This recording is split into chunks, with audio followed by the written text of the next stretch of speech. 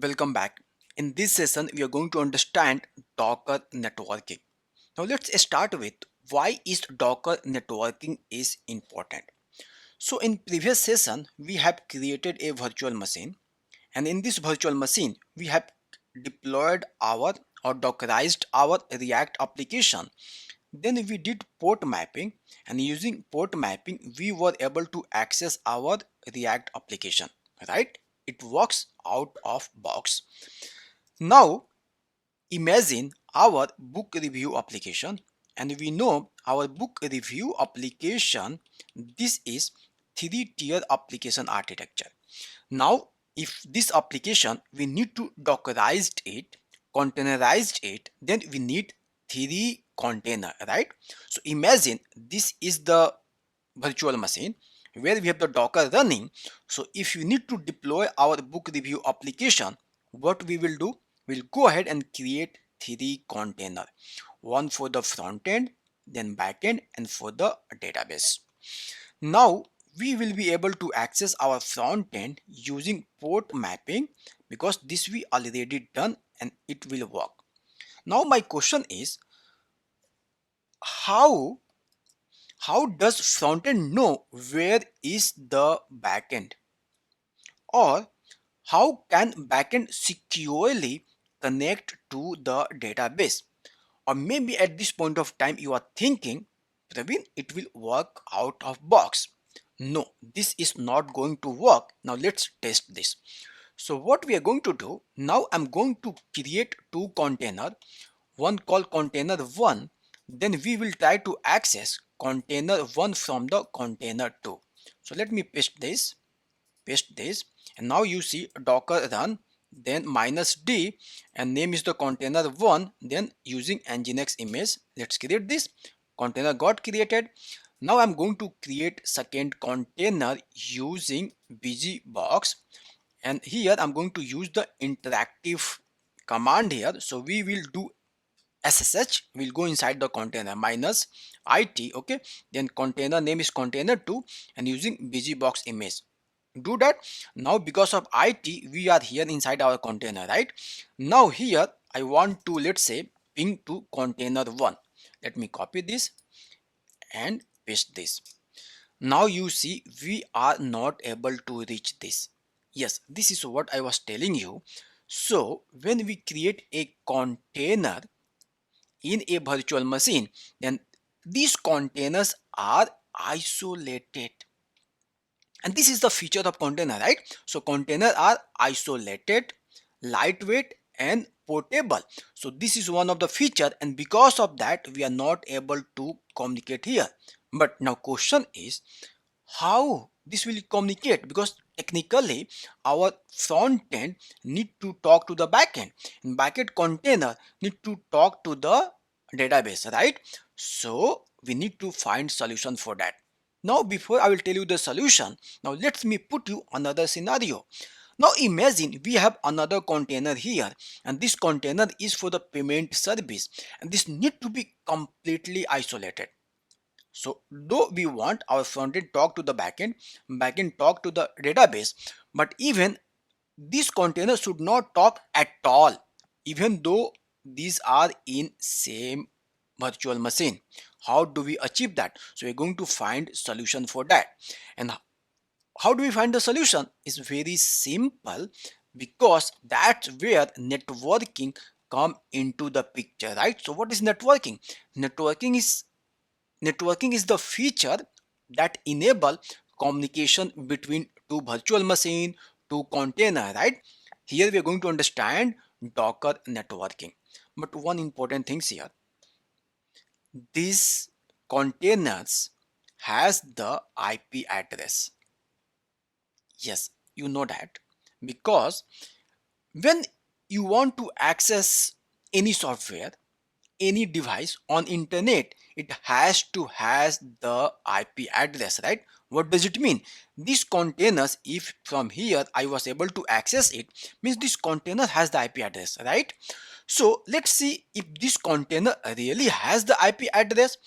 To check that, let me get a command, and we're going to run this command over here. So here, let me exit from here, from this container, and clear the screen, and let me paste this, and here we are going to change this name to container1. Container 1. Okay, so what we are doing, we are inspecting our container 1 and grabbing the IP address. Hit this. Now you see this has this IP address, right?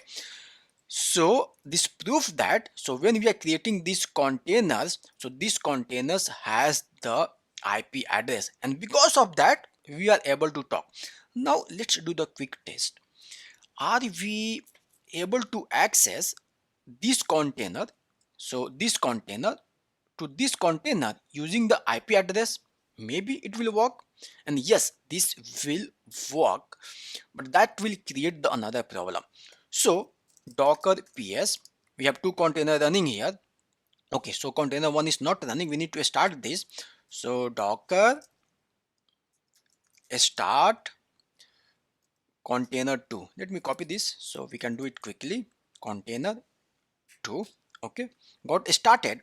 Now because we started in the interactive mode, when we exit, so this is gone because of that. Okay, now let's do, okay, again here we can do docker exec, then container 2. Okay, sorry, it's not working. Docker exec -it interactive. Okay,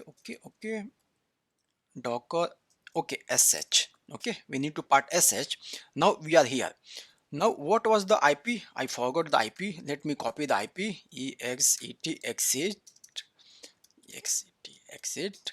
Okay, let's go ahead and get the IP of our first container. Yes, so this is IP. Now we are going to test if we are able to reach the container 1 from the container 2. So sh, then ping, and this is ping. Now you see this is working perfect. Now you will say our problem got sorted out, right? But technically not. Let me close this first. Okay, and let me exit as well. Not well. Now you see, as you say, maybe problem got sorted out, but that's not. We know our container will be deleted any point of time, right? And this is the one of the nature of the container, and this nature is called ephemeral. Okay, and because of this nature, so this container could be get deleted, and again it will come back. Then it will come back, what will happen? The IP address will get changed, right?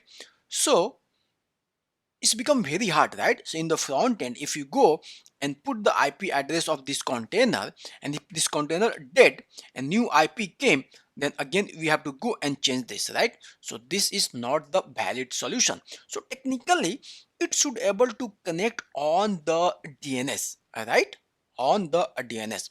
So this is another problem, but anyways we are going to solve all this puzzle.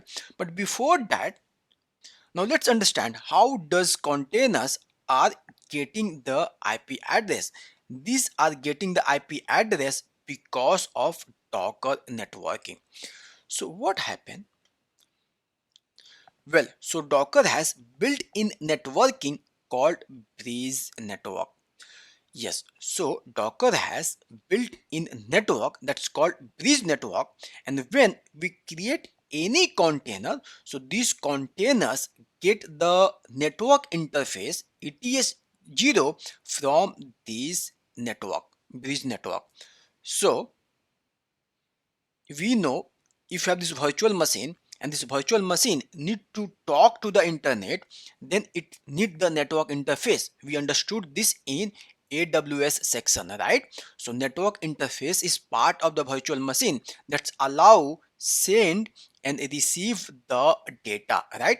Similar, if this is the container And if we are able to send the data and this is able to receive the data, then it's need the network interface.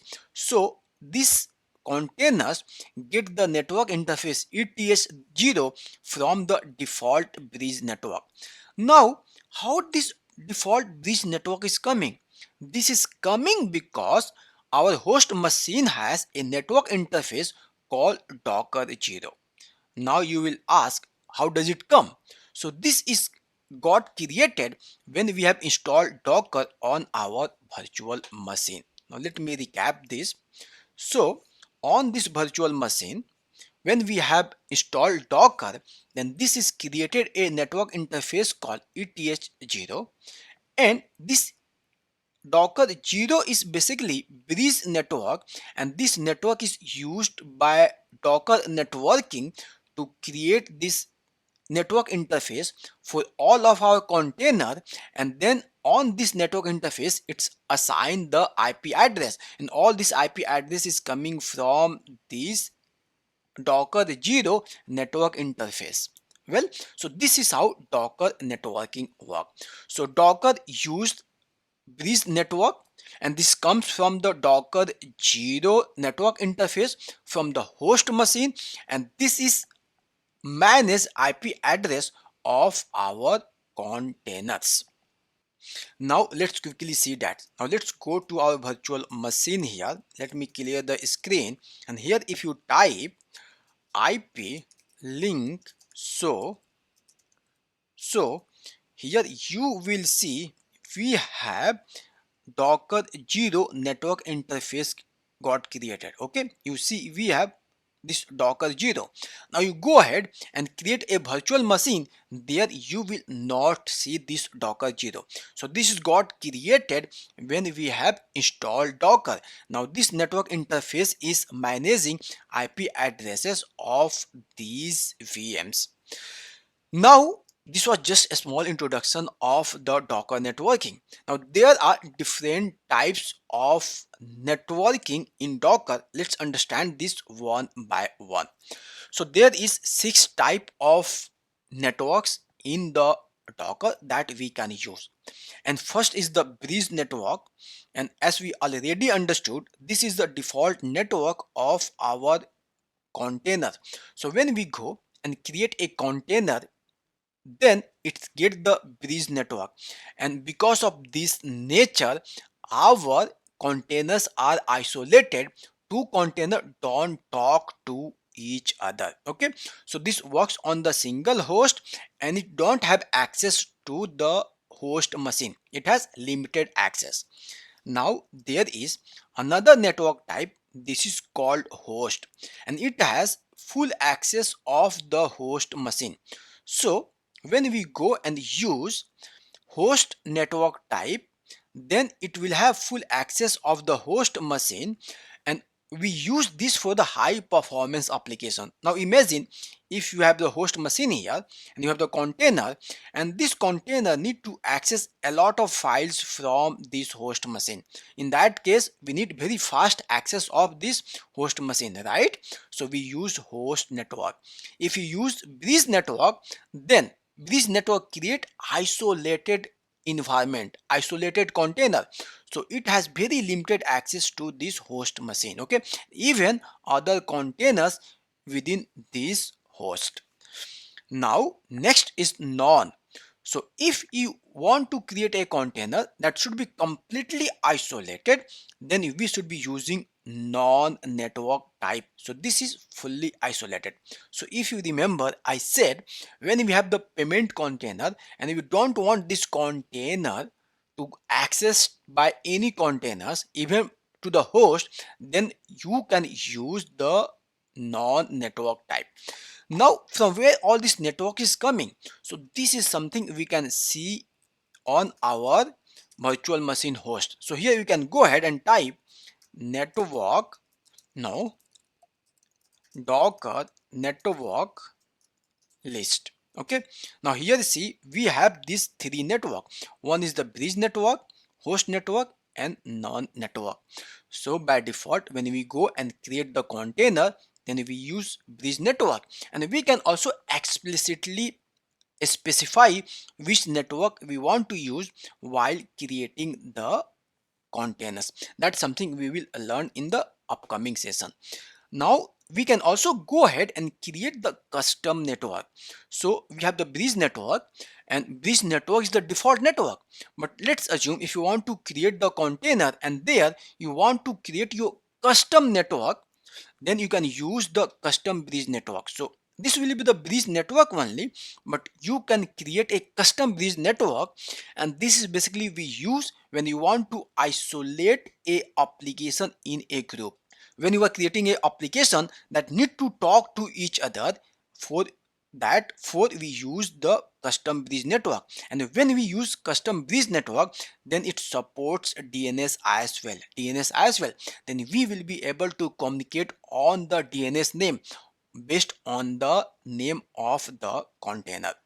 Now there is other types of network as well: overlay network and MAC VLAN network. So this is basically we use for the multi-host.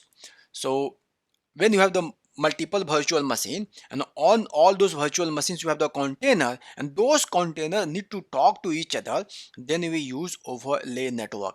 And this is basically used by the Kubernetes, Docker Swarm and other tools where we run Docker in a cluster. Now there is another network type, MAC VLAN, and this is a special type of network. Again, it's work on the single host, but where you want more customization. If you want to bring your own IP address, in that case we use MAC VLAN. Okay, full with the configuration. Well, so that's pretty much I wanted to cover here. I wanted to show you. So when we create a container, then those containers cannot talk to each other, right? Because of the nature, Docker's containers are isolated, right?